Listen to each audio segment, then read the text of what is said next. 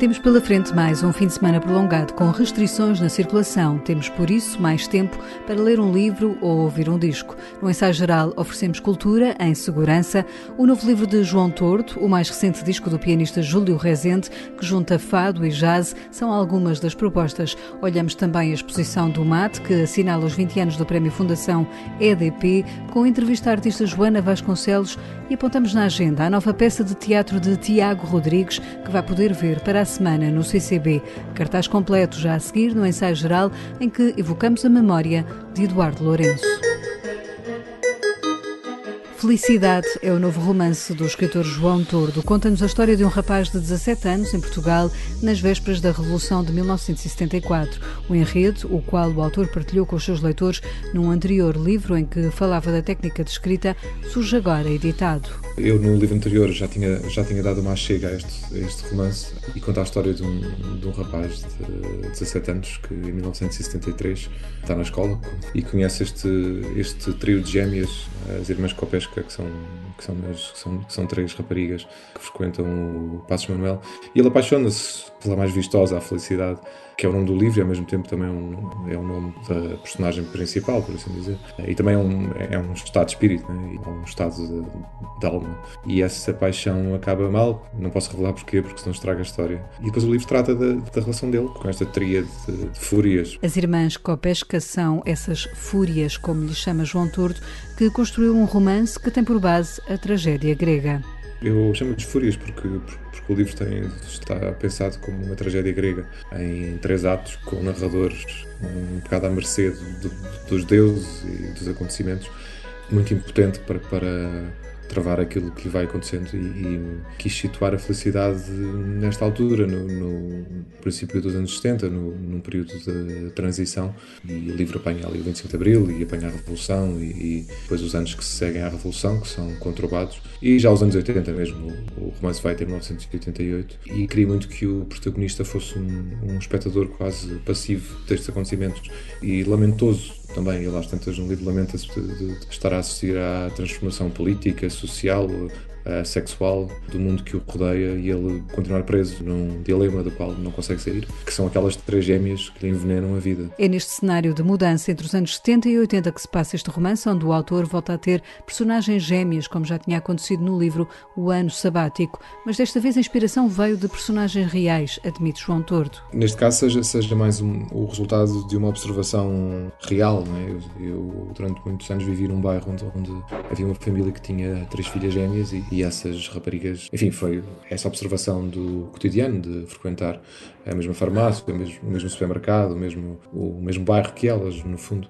Demorei muitos anos até compreender que estava ali uma história em potencial, né? Até que houve um dia em que saí de casa para ir às compras e reparei que elas já deviam ser adolescentes, porque de repente havia 3 motas iguais, e percebi que aquelas raparigas, ao mesmo tempo que eram exatamente iguais, a vida também as ia tornar diferentes, não é? E cada uma delas assumiria um destino e uma personalidade.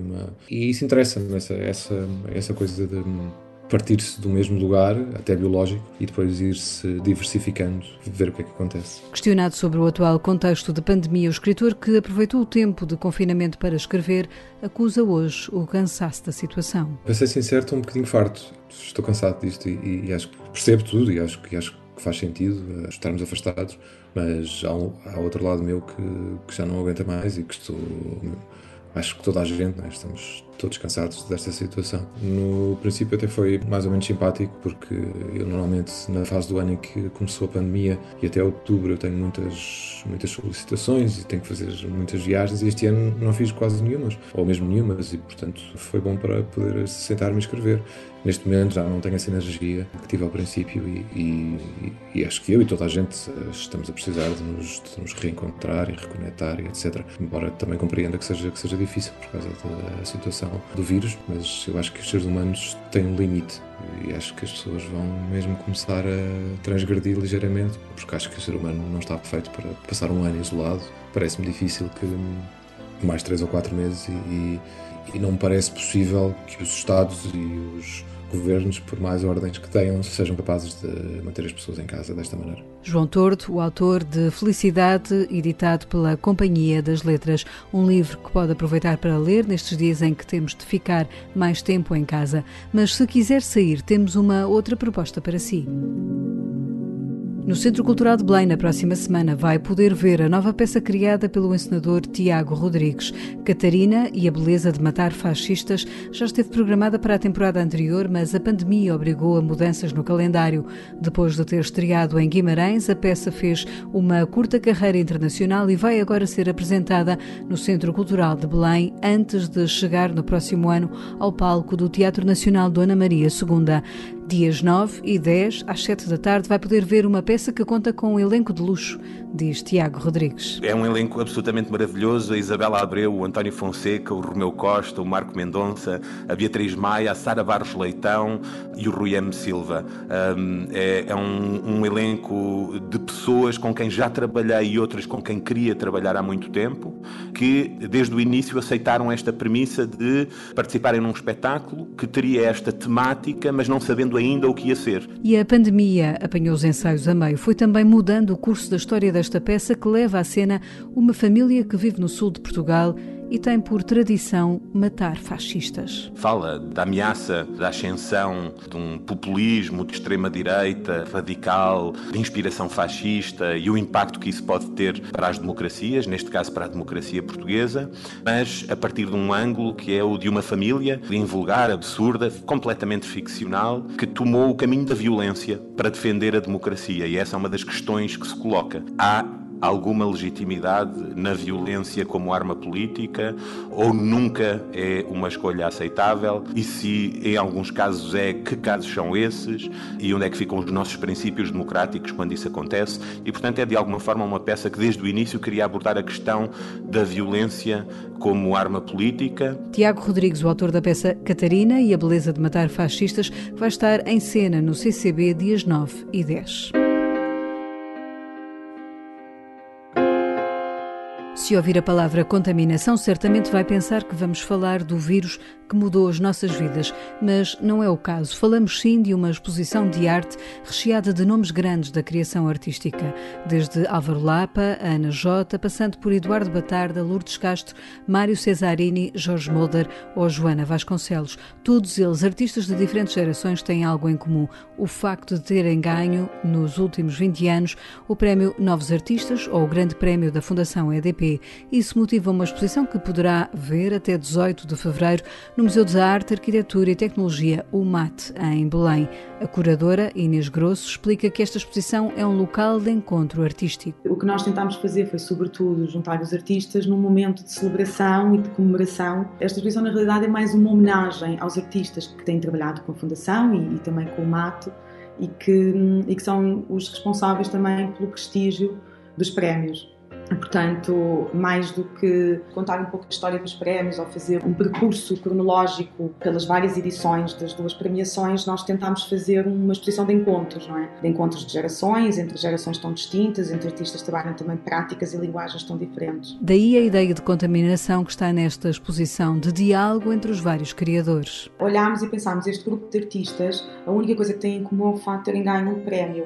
E a nossa proposta para a exposição foi precisamente proporcionar aquilo que eu referi há pouco, encontros visuais, momentos de diálogo, atravessando gerações, hierarquias, práticas, e daí temos desafiado alguns dos artistas, sobretudo os que ganharam o Prémio Novos Artistas, e que são artistas, obviamente, por serem mais jovens, que estão mais ativos, a procurar, a olhar para o Grande Prémio e pensar em possibilidades de contaminações, de diálogos.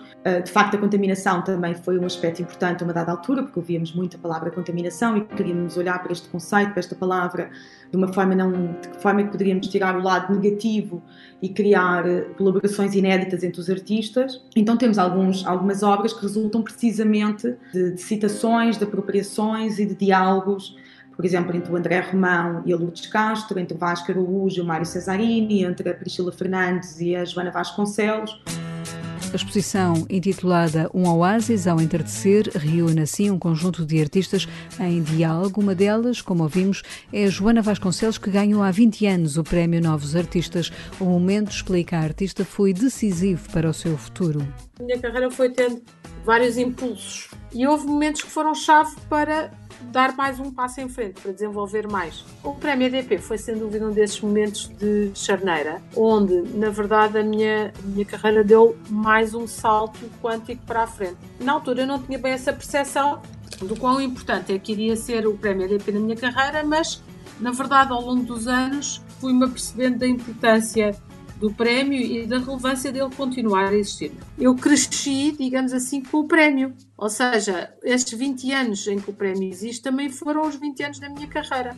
Na altura, quando eu ganhei o prémio, aproveitei esse prémio de 3 maneiras.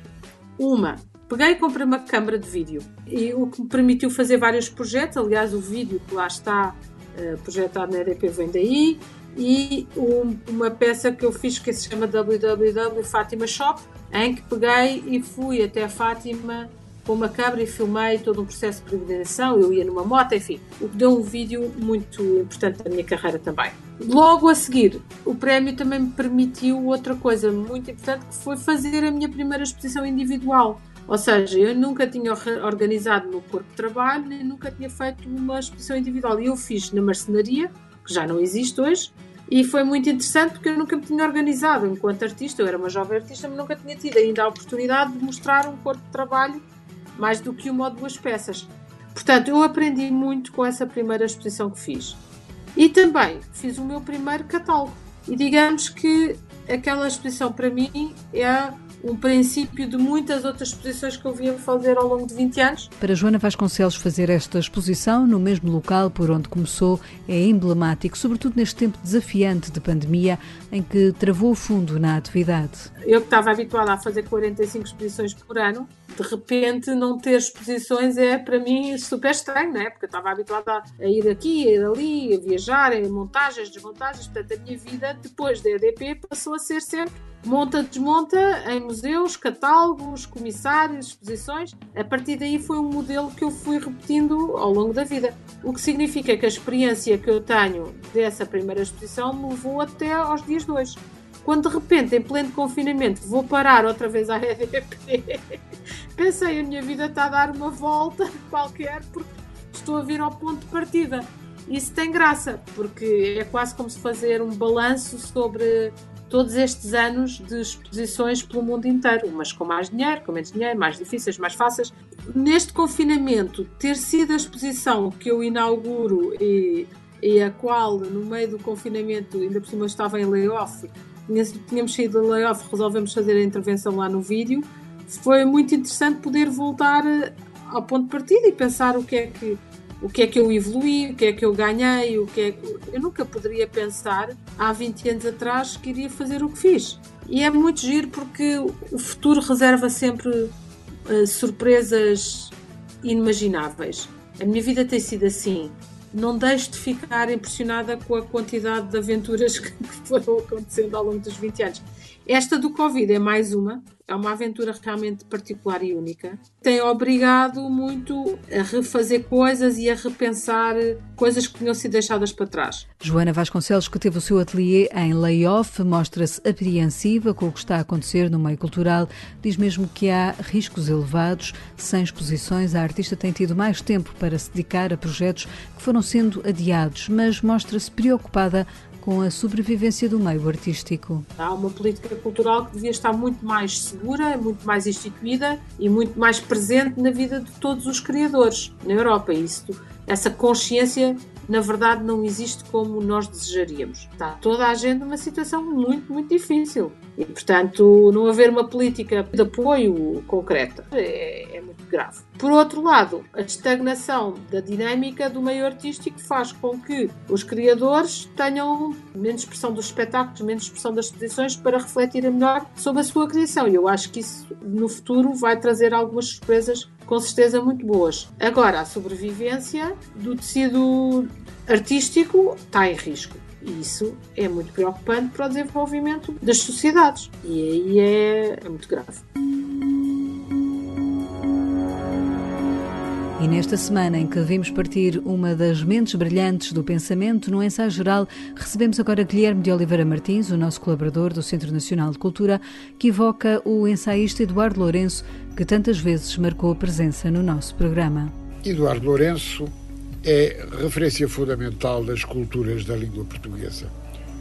O ensaísmo que cultivou na senda de Montaigne, o mesmo que dizia ser melhor uma cabeça bem feita que uma cabeça bem cheia, e em diálogo com António Sérgio e Silvio Lima, mas também com Joaquim de Carvalho, Unamuno e Ortega, é uma marca indelével que ficará como sinal relevante da nossa cultura. No seu percurso riquíssimo, desde São Pedro de Rio Seco a Nice, passando pelo Colégio Militar, pela Universidade de Coimbra, pela criação da revista Vértice, pelo exílio cultural em Heidelberg, na Bahia, até Vance, sempre teve uma fértil ligação com a literatura portuguesa sobre que refletiu exaustivamente. Foi um heterodoxo, significando essa atitude política e cívica um desalinhamento que significou o culto da liberdade de espírito. A sua escrita é única e inconfundível, revelando, com linguagem poética, uma extraordinária intuição na análise dos principais autores do século XX. Não houve, aliás, escritor ou corrente relevantes que lhe tenham passado despercebidos. Na geração de O Tempo e o Modo, pôde fazer análise crítica com inteira independência, descobrindo a melhor qualidade dos autores, independentemente de escolas, e distinguindo-a do espírito do tempo. Quando hoje lemos os seus textos luminosos, apercebemos-nos de que soube sempre distinguir o essencial. Nesse ponto, foi um devoto seguidor de Antero de Quental e da sua geração, que nunca considerou como vencida, mas como renovadora e audaciosamente crítica. E, assim, revelou-nos Fernando Pessoa em toda a sua riqueza heteronímica. Leia-se, aliás, o último volume, o 9º, das suas obras completas publicadas pela Fundação Carlos Gulbenkian sobre exatamente esse tema. E a cultura portuguesa revelou-se não como reminiscência de tempos gloriosos, mas como alfobre de futuro, mercê da ligação entre tradição e modernidade. Assumidamente explorador de músicas, homem que gosta de ter a liberdade de cruzar linguagens, o pianista Júlio Rezende lançou um novo disco que junta o fado e o jazz. Telefonámos para lhe perguntar se era um disco a Júlio Rezende. Eu gosto disso. Não, é isso mesmo. É uma combinação a Júlio Rezende. Às vezes pergunto-me se as pessoas entendem o Júlio Rezende. Agora, desculpe, estou a falar na terceira pessoa, que às vezes é bom para a gente se distanciar de nós mesmos e conseguirmos pensar. Mas vou percebendo que as pessoas já entendem isso, já entendem essa liberdade e já sentem que isso é o meu modo de ser e aquilo que está presente na minha música, essa liberdade também de explorar os sons e os silêncios. Dentro disso, como sabes, tenho tido uma relação muito profunda e constante com o jazz e com o fado.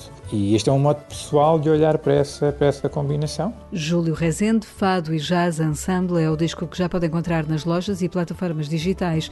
Editado em simultâneo em Portugal e Espanha, o disco contou com a participação dos músicos Alexandre Frazão na bateria, Andréa Rosinha no contrabaixo e Bruno Chaveiro na guitarra portuguesa.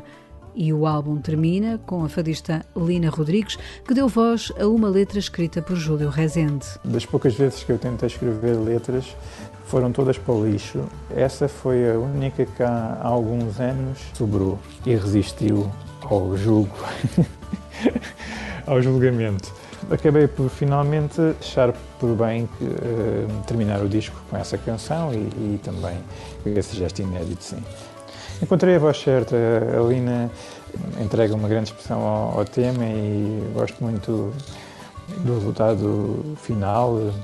Pensei em não escrever mais letras porque tenho muita gente que escreve letras muito bem e também outros poetas que já escreveram muitas coisas. Ainda assim as pessoas têm-me pedido para escrever mais e isso tem-me feito pensar, pelo menos pensar. Não sei se vou agir, mas tem-me feito pensar. São 9 temas que poderá ouvir em Júlio Rezende, Fado e Jazz Ensemble. É com Profecia, com a voz de Lina Rodrigues, que hoje terminamos o ensaio geral, que teve sonorização de Paulo Teixeira. Voltamos de hoje a 8 dias, com novas sugestões culturais para si. Até lá, já sabe, mantenha-se em segurança, proteja-se e use e abuse da cultura. Boa noite e bom fim de semana. Há uma mulher que espera por quem não sabe esperar. Ela mostra-lhe o caminho e ele escolhe outro lugar. Não se sabe o que aí vem, como esta história acabou. Se é o homem quem vem, se é a mulher quem o deixou.